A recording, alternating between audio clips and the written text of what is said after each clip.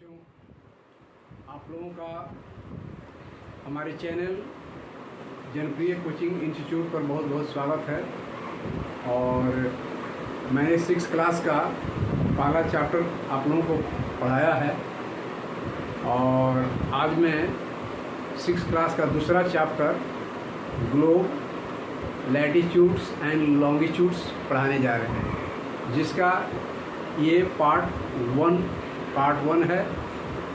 और आज आप लोग बहुत बारीकी से, बहुत अच्छी तरह से इस कॉन्सेप्ट्स को समझेंगे, क्योंकि यह ज्योग्राफी का, भूगोल का ये मौलिक शब्द हैं, मौलिक चीज़ें हैं, जिनका व्यवहार, जिनका यूज बार बार आपको अध्ययन क्षेत्र में आता रहेगा। इसलिए इस चीज़ को समझना बहुत ही आवश्यक है।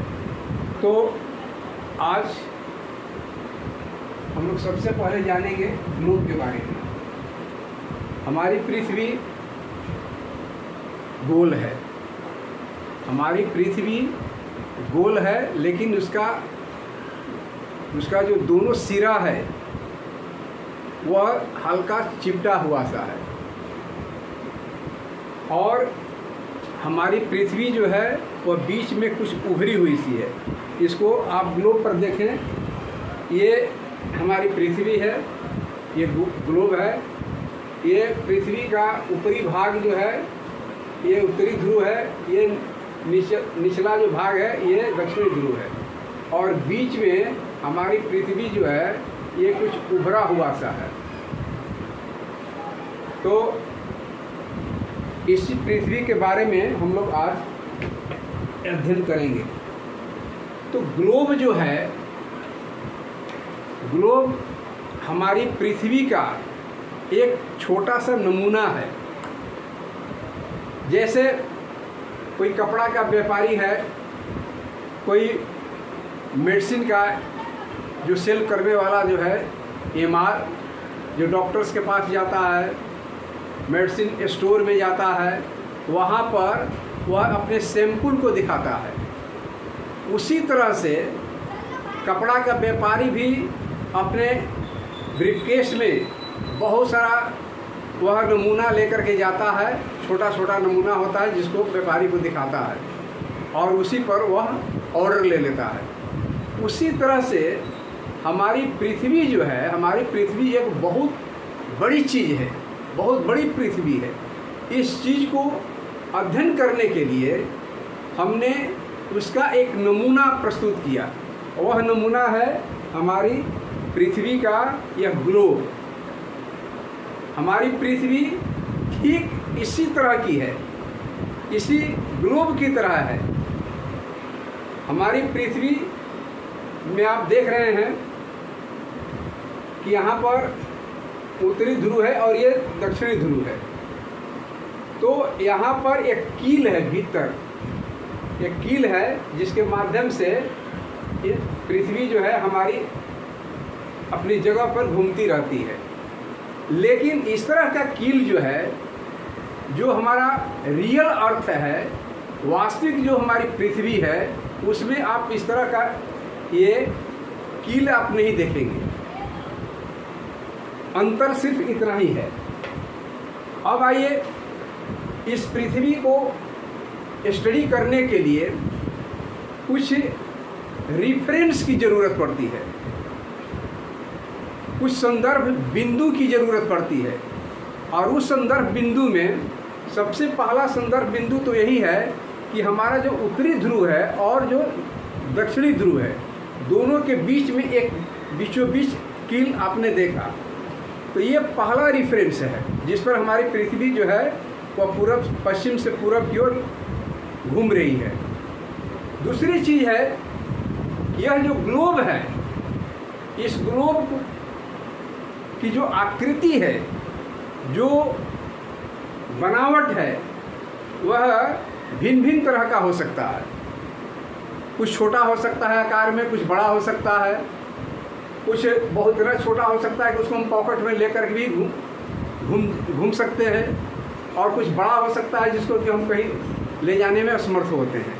इसी तरह का वह बैलून की तरह, जिसमें कि हम हवा भरते हैं तो वह फैल जाता है, उस तरह का बैलून की तरह ही हमारे पृथ्वी को एक मॉडल दिया गया है, एक प्रारूप बनाया गया है, नमूना बनाया गया है। और इसमें हम हवा भरते हैं, जहाँ जाते हैं वहाँ हवा भरते हैं, वह हमारी पृथ्वी की तरह गोल हो जाती है। तो ये है हमारी पृथ्वी। अब आइए, ये जो हमारी पृथ्वी है जो गोल है, तो इस पृथ्वी पर पहला जो आपने देखा उत्तरी ध्रुव और दक्षिणी ध्रुव के बीचों बीच एक रेफरेंस संदर्भ बिंदु। दूसरा जो संदर्भ बिंदु है वह बिंदु है ये पृथ्वी के बीचों बीच एक लाइन खींचा गया है। यह एक सर्किल है जो 0 डिग्री लैटीट्यूड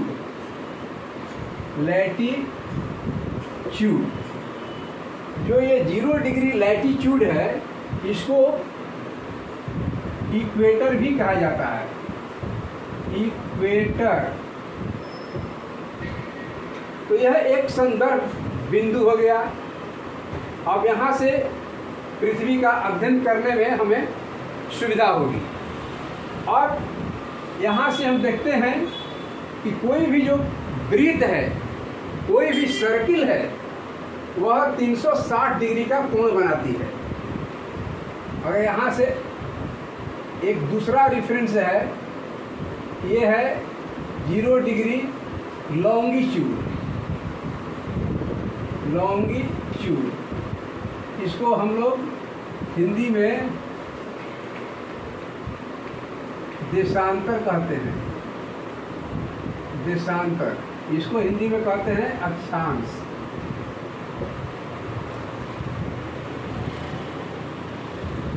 तो ये दो संदर्भ बिंदु हो गया, एक 0 डिग्री लैटीट्यूड और दूसरा जो है 0 डिग्री लॉन्गिट्यूड। और यहाँ पर ये 90 डिग्री का कोण बन रहा है। ये 90, ये 90, ये 90 और ये 90, मतलब यहाँ 360 डिग्री का कोण बनेगा।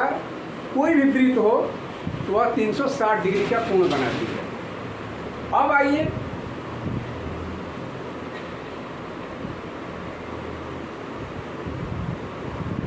ये जो पृथ्वी है जो 0 डिग्री इक्वेटर, ये पृथ्वी को 2 भागों में बांट देती है। एक जो आधा भाग जो ऊपर की ओर है, यानी नॉर्थ साइड में है, इसको हम लोग नॉर्दर्न हेमिस्फीयर कहते हैं। हेमिस्फीयर। और दूसरा जो है आधा जो साउथ में है, इसको हम कहते हैं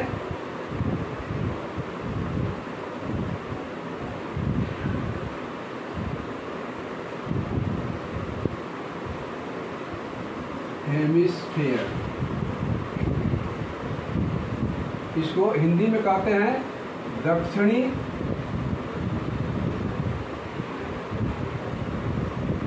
गोलार्ध, ये उत्तरी गोलार्ध।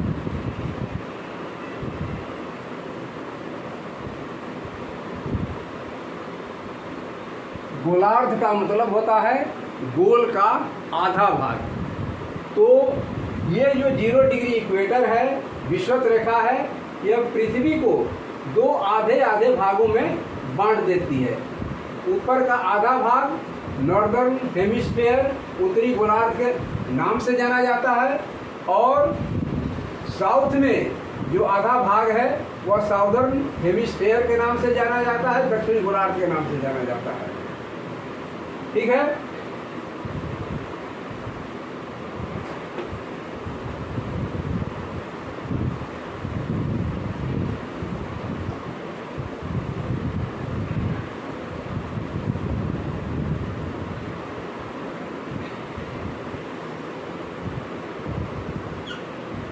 ये 0 डिग्री लैटीट्यूड, जिसको हम इक्वेटर कहते हैं, और ये जो है 23.5 डिग्री, 23.5 डिग्री नॉर्थ लैटीट्यूड, और 23.5 डिग्री साउथ लैटीट्यूड।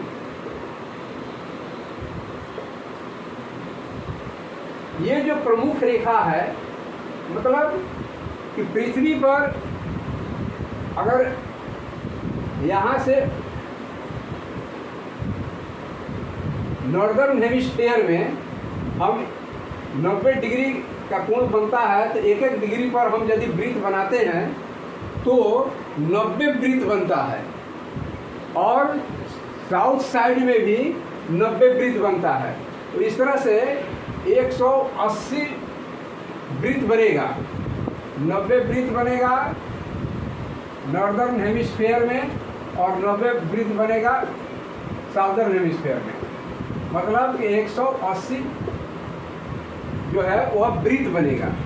लेकिन इन वृत्तों में जो महत्वपूर्ण वृत्त है वह वृत्त है 23.5 डिग्री नॉर्दर्न लैटीट्यूड, जिसको हम लोग tropic of cancer, tropic of cancer कहते हैं, हिंदी में इसको कर्क रेखा कहते हैं, और इसको कहते हैं ट्रॉपिक ऑफ कैप्रिकॉर्न, यानी मकर रेखा।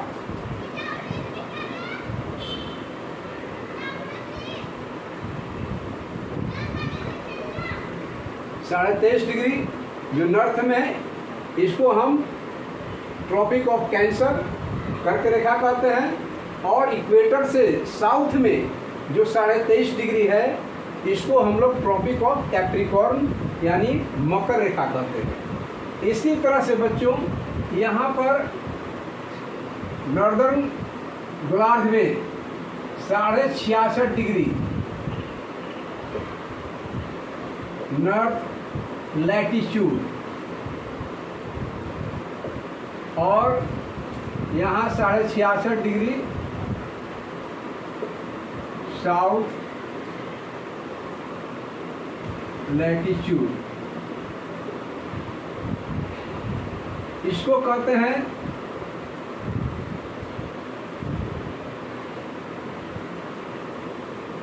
आर्कटिक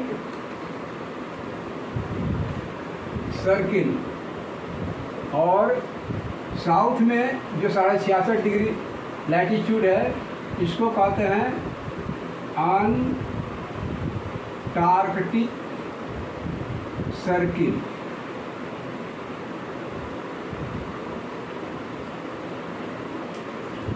तो ये हुआ कि जो प्रमुख जो लैटीट्यूड्स हैं पृथ्वी पर, महत्वपूर्ण जो लैटीट्यूड्स हैं उनकी बात हुई। अब हम लोग देखते हैं कि पृथ्वी पर जो हीट जोन्स हैं उनके बारे में भी हम लोग जानते हैं कि कौन कौन से हीट जोन्स हैं।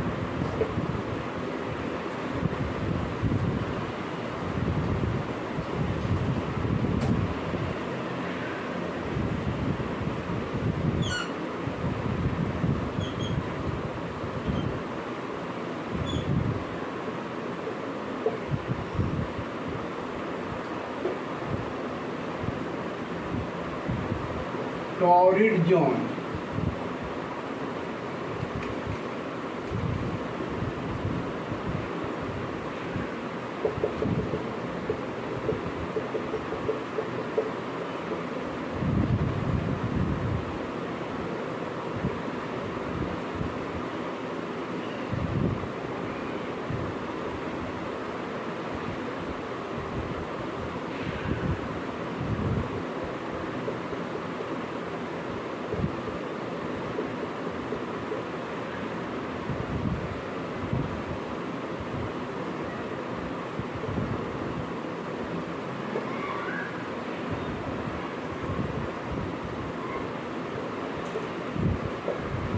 ये सूर्य हैं, सूरज की रोशनी जो है हमारी पृथ्वी पर पड़ती है। तो सूरज की रोशनी हमारी पृथ्वी पर ये जो इक्वेटर है, इस इक्वेटर पर पड़ती है और यहाँ से 23.5 डिग्री उत्तर और 23.5 डिग्री दक्षिण साउथ, यानी जो ये जो 23.5 डिग्री है, जो कर्क और मकर रेखा के बीच वाला भाग, यहाँ पर सूरज की किरणें लंबवत पड़ती हैं, सीधी पड़ती हैं। इसलिए सीधी किरणों में सबसे ज़्यादा गर्मी होती है और यहाँ पर ये जो भाग है ये टॉरिड जोन के नाम से जाना जाता है। मतलब काफ़ी गर्म प्रदेश है ये पृथ्वी पर का सबसे गर्म प्रदेश है इसको। अच्छा, इसके बाद जो 23.5 से 66.5 डिग्री है दोनों गोलार्धों में, ये टेम्परेट जोन के नाम से जाना जाता है। मतलब समशीतोष्ण,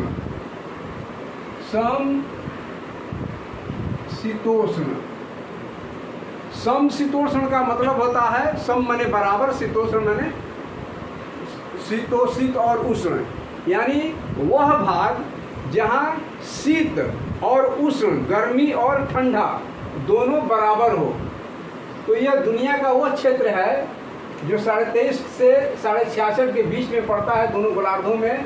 ये वो भाग है जहाँ की गर्मी और ठंडक सालों भर बराबर रहता है, इसीलिए इसको समशीतोष्ण कटिबंध कहा गया है। और ये जो भाग है जो 66.5 से लेकर के 90 डिग्री तक का ये जो भाग है दोनों गोलार्धों में, ये फ्रीजिड जोन है। फ्रीजिड जोन मतलब यह वह भाग है जहाँ पर सालों भर बर्फ ही बर्फ जमा रहता है, इसीलिए इसका नाम फ्रीजिड जोन है। शीत कटिबंध, हिंदी में इसको कहते हैं शीत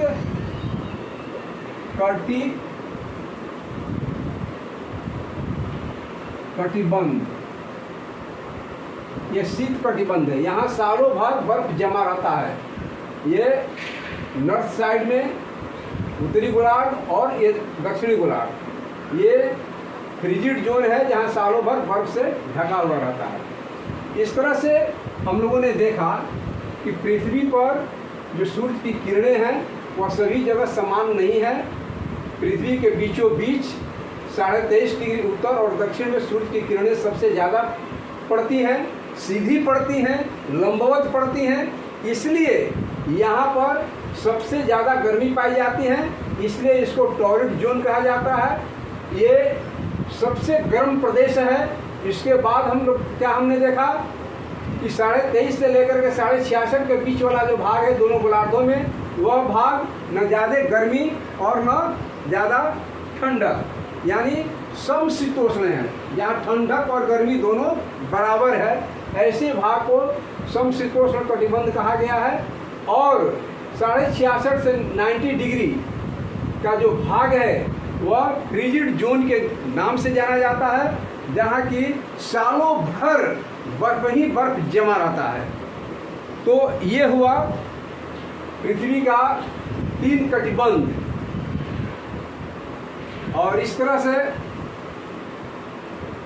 ये जो अक्षांश की रेखाएं हैं, लैटिट्यूडनल लाइंस जो हैं, जो आपने देखा कि इक्वेटर से ऊपर 90 लैटिट्यूड्स की रेखाएं खींची गई हैं, वृत्त बनाए गए हैं, और दक्षिण में भी, साउथ में भी 90 लैटिट्यूडनल लाइंस खींचे गए हैं। इन लाइंस के आधार पर हम किसी जगह के टेम्परेचर का पता लगाते हैं और किसी जगह के स्थान का पता चलता है कि वह स्थान कैसा है, कहाँ है, कितना गर्म है, कितना ठंडा है, इस सारी चीज़ों का पता चलता है। तो आज हम यहीं पर इसको समाप्त करते हैं। दूसरे दिन हम लोग जानेंगे लॉन्गिट्यूड्स के बारे में कि लॉन्गिट्यूड्स क्या है, किस तरह से समय का पता लगाया जाता है, उसमें international deadline, local standard time, इन तमाम सारी बिंदुओं के बारे में हम लोग चर्चा करेंगे, उसके बारे में जानेंगे। ठीक, थैंक्स।